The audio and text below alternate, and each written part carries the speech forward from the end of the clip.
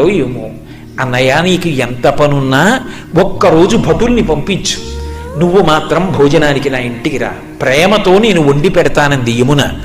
మన్నించి యమధర్మరాజు కార్తీక మాసంలో శుక్లపక్షంలో విధియ తిథి నాడు యమున ఇంటికి భోజనానికి వెళ్ళాడు. ఏం చెయ్యాలి అన్నయ్య వస్తే? పరమ ప్రేమతో చిన్నప్పుడు అన్నయ్య ఏం తినేవాడో, ఏదంటే ఇష్టమో ఆ మాటలు చెప్తూ, కబుర్లు చెప్తూ, ఇంకొంచెం తిననయా, ఇంకొంచెం తిననయా అంటూ అన్నయ్యకి ప్రేమగా వడ్డించింది. తిన్నాడు.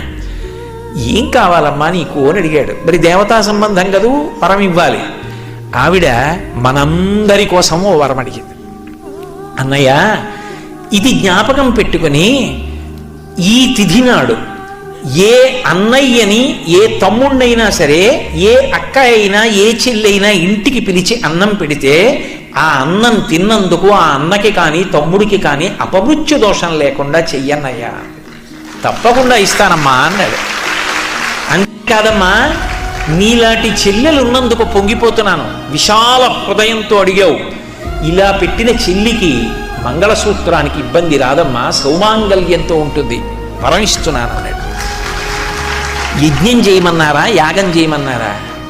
ఏడాదికి ఒక్కసారి భగినీహస్త భోజనం అని తోడ పుట్టిన దాని ఇంటికి వెళ్ళి అన్నం తినమన్నారు. ఆ తిథి జ్ఞాపకం పెట్టుకొని ప్రేమగా వాళ్ళు పిలవాలి. ఆ తిథి జ్ఞాపకం పెట్టుకుని తప్పకుండా అక్క చెల్లెల ఇంటికి వెళ్ళాలి. అది లేని నాడు మీరెంతమంది అండి అంటే, నాకు అక్క ఉంది, నాకు చెల్లుంది అని చెప్పుకుని మాత్రం ఉపయోగం ఏముంటుంది? ఒక్కసారి ఆ పిలుపు రావాలి, దానికోసమే వెళ్ళాలి, ఆ ప్రేమతోనే పెట్టాలి, ఆ ప్రేమతో తిని రావాలి. ఆ అనుబంధాలు మిగిలిన ప్రాణులకు లేవు.